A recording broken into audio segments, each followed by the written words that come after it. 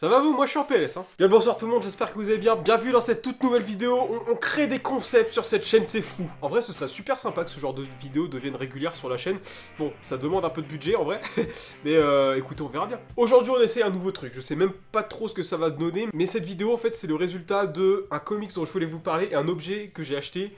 Et je voulais partager avec vous parce que c'est le but de cette chaîne. Parce qu'en fait, il y a un comics que j'ai lu il y a quelques temps maintenant, ça fait plusieurs années. C'est un comics incroyable et je n'ai vu personne en parler. En même temps, ça ne change pas d'habitude. Je vous parle très souvent de mes gros coups de cœur, de trucs où juste je n'entends jamais assez parler ou même pas du tout parler et je trouve pas ça normal. Et aujourd'hui, c'est typiquement ce cas-là. Et c'est potentiellement un comics qui va pouvoir vous plaire parce que c'est du super-héros, c'est du Marvel et c'est des personnages que vous aimez. Parce qu'aujourd'hui, messieurs, dames, on va parler de Punisher Legacy. Que vous ne connaissez probablement pas parce que je ne le vois même jamais en rayon. Punisher Legacy, je sais même pas comment je l'ai découvert. Je vous avoue que je pense que c'est la cover qui m'a aguiché. Punisher Legacy, c'est en 2 tomes, en 100% Panini. En vrai, on va parler plus du tome 1 ici parce que le tome 2 se passe après l'event Secret Empire. Donc, même si le tome est assez clair et on comprend bien tout ce qui s'est passé dans Secret Empire, c'est les conséquences totales de ce qui se passe dedans. Donc on va surtout se focus sur le tome 1. Punisher Legacy, c'est le concept le plus badass et en même temps le plus simple du monde. Et j'espère vous chauffer avec cette seule phrase. Tu prends Punisher, il va aller voler une armure à Tony Stark, et on se retrouve avec un putain de Punisher en armure qui tabasse des gens. Et même plus que ça. Est-ce qu'il n'y a pas un million de trucs à faire avec ce concept? Genre 1 milliard même. Je résume vite la situation, hein. On a un Punisher qui a un tank sur lui-même, et qui a un tank humain de base. On lui rajoute un tank par-dessus et il explose des têtes, tu vois. Enfin, il y a du sang. Punisher Legacy, c'est scénarisé par Matthew Rosenberg et dessiné par Joe Villanova. Et c'est potentiellement un des scénarios de ces dernières années qui a eu la meilleure rentabilité. C'est un scénario qui est assez simple, avec des dessins super cool. Et le combo des deux, mais mec, Pour vous l'expliquer un peu plus en détail, on se retrouve avec un Punisher qui ressemble étonnamment à John Bertal, qui vient juste de massacrer des gens, une mission classique, tout va bien. Et il y a Fury qui l'attend pour lui confier une mission. Ou en tout cas pour lui soumettre une idée en mode, tu sais, si t'as plus rien à faire, tu peux aller là-bas, éventuellement. Et alors qu'on a droit à un Nick Fury avec son œil diapositive, il va soumettre l'idée à Frank de s'intéresser à un pays qui s'appelle la Tchétchénie. C'est la Tchétchénie, mais c'est pas la Tchétchénie, non? Je pense pas. Parce que récemment là-bas un putsch a eu lieu et c'est un peu le bordel dans le pays, on va pas se mentir. Il y a des anciens agents du SHIELD qui ont l'équipement du SHIELD qui ont été engagés par le général qui a pris le pouvoir. Et pour résumer, c'est juste la giga merde. Et il est possible aussi que Fury aille soumettre à Frank l'idée d'aller voler une armure de Tony Stark pour qu'il ait un peu d'équipement. Juste un peu. Et donc on se retrouve totalement avec un Frank Castle Punisher énervé comme jamais, qui va débarquer dans un pays qui ne l'attendait pas du tout, qui ne le regarde pas, qui va aller foutre la merde dans des relations géopolitiques qui ne l'atteignent même pas, pour aller délivrer les gens de l'oppression. Est-ce que c'est pas beau au final? Bon après les moyens utilisés, voilà. Coup de poing, explosion, missile. On est sur ce genre de choses. J'adore ce comics pour un tas de raisons, il y a énormément d'axes de scénario qui sont super bien utilisés. Vous voyez que ça loge en un tome, ça peut être un peu frustrant même si, il y a un deuxième tome qui utilise ça. Ça peut être un peu frustrant parce que tu pourrais imaginer un tas de choses avec, mais c'est un comics qui est expéditif et ça lui va très bien. C'est une histoire super dynamique et très engageante. On utilise Frank Castle pour des raisons très légitimes en utilisant un dessin et aussi des concepts autour de la géopolitique et de la gestion d'un pays qui marche. Et ce qui est vraiment cool dans l'idée du Punisher War Machine, c'est que, parce que c'est War Machine officiellement, c'est que les porteurs des armures, donc Tony Stark et James Rhodes, ils connaissent les faiblesses des armures. Ils savent que typiquement si tu peux éviter de te prendre une grenade dans la gueule, tu le fais, même si l'armure va encaisser parce que elle va être touchée un minimum. Mais ce qui est cool, c'est que Frank il s'en bat les... Mais je peux pas vous parler de Punisher Legacy sans au moins vous vendre un peu la façon dont il tue les gens en utilisant l'armure. Parce que bon, c'est un peu trop simple quand t'as Punisher en armure face à une armée et juste de les canarder, de tous les trouer.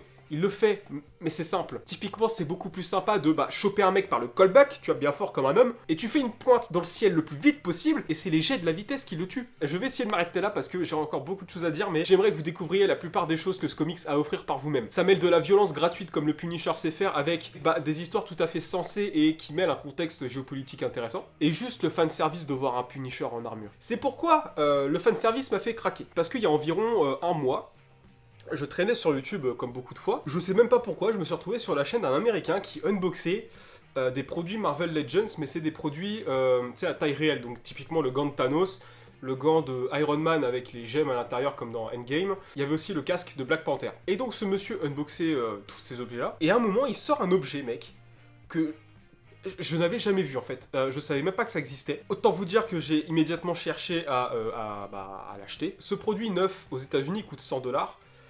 Ce produit neuf en Europe coûte 140€. Ouais, oh bah je sais hein. Mais donc quel est mon premier réflexe? Vinted, est-ce que quelqu'un a cet objet? Et j'ai donc réussi à choper cet objet sur Vinted. Le truc était neuf, il était encore sous blister dans l'emballage d'origine, à 80€ au lieu de 140. Et vu que j'avais revendu masse de trucs sur Vinted avant, je l'ai payé 11€. Et donc il y a quelques temps, j'ai unboxé cet objet avec l'assistant, et vous allez voir, c'est pas mal cool. À la tienne, assistant. On fait un test parce que mec, j'ai archi peur. Parce que tout à l'heure, je m'entraînais, en vrai, il faut que je chante le bras de ouf. Hein. Mais prends-le pas comme ça, prends-le comme une fléchette. Et dans l'autre sens. Ah bien, j'ai pas branché le micro. Assistant, cutter. Je suis ouvert avec l'autre. Assistant, couteau. Est-ce que... bon, faut pas le dire, mais je vais le couper, mais... En fait, j'ai ouvert pour voir si c'était bien ça, parce que j'étais pas sûr, et après je l'ai refermé avec du scotch. Tu l'as pris ouvert? Je l'avais ouvert pour voir si c'était bien ça. Parce que j'étais pas sûr, je te dis, toutes les caractéristiques du casque, c'est marqué nulle part sur le carton, tu vois, je suis en mode, ça se trouve, c'est pas ça. Assistant, pied de biche. Pied de biche. Ok, c'est bon. Ouf. Je mets de l'autre côté. Ah, mieux. Genre, tu vois, c'est marqué Marvel Future Fight. Future Fight, c'est un jeu mobile. Et moi, ça, je connais pour le comics, tu vois, je savais pas que c'était dans le... Enfin, ils avaient fait ça par rapport au jeu. Je t'ai pas expliqué le concept, en fait, du comics. Archi pas. En fait, c'est Punisher qui vole une armure d'Iron Man, et donc t'as un Punisher en armure avec un tank sur lui. Ok, tu me l'avais expliqué. Plus ou moins, voilà, ok.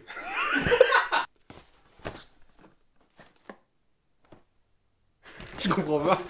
Ah mais non, ça s'ouvre sur le côté. On va couper tous les scotch. Hein. Ah. Mais bon. D'ailleurs, j'étais surpris en sortant de Market à quel point ça pesait pas lourd du tout. Genre, je croyais limite que la boîte était vide. Tu verras l'effet peinture dessus, trop cool. C'est balèze, non? C'est balèze, bah ouais, bah c'est taille... Bah c'est, oui, c'est tout petit, mais vraiment c'est ultra optimisé. Là. On peut le dire tout de suite, peut-être le seul problème avec le casque, où ils auraient pu faire un effort, c'est que il n'y a pas de mécanisme qui fait ça. Tu vois, en fait, c'est t'as deux aimants qui te permettent de les mettre ici. Et apparemment, j'ai cru comprendre que c'était super galère pour le mettre tout seul. Je pense qu'ils auraient pu le faire, mais juste ça aurait fait monter le prix de ouf. Donc déjà que c'est pas extrêmement accessible, faut un tournevis, mec. Ah, j'en ai pas sous le coude. Assistant, pile. Non, tiens. Mais non, mais jette-les, c'est pas drôle. Eh ben, pile. Merci. Bon, j'espère qu'il y en a qui marchent, hein, parce que elles traînent au fond de mon tiroir. Oh, c'est pas les bonnes. Ah, j'en ai ras le cul, putain. Ah, j'en ai marre, gros. Coucou tout le monde. Allez vous abonner à mon compte Insta. Bisous. Et si j'ai bien tout compris, il y a des boutons qui activent le truc. C'est impressionnant, un homme qui fait de la mécanique. Hein. M'en parle pas. Alors, il y a aussi un délire de... Voilà. Ça s'ouvre sur le côté pour que tu puisses le mettre. Qu'est-ce que tu touches, là? Faut recadrer. T'es assistant, hein, t'es pas cadreur. Reste à ta place, en fait. Ah! Dommage que c'est pas la bonne taille. On dirait un Stormtrooper. Faut que je le règle. Pourtant, mec, avec la masse capillaire que j'ai au-dessus, ça devrait tenir, quoi. En fait, je vais garder mon bonnet, hein. Dans toutes les vidéos que j'ai vues, les mecs, on se serre un tout petit peu, et pourtant, il me semble que non. Depuis que je suis YouTube, j'ai un ego surdimensionné, donc... C'est vrai. Ah, là, on va être bien, là.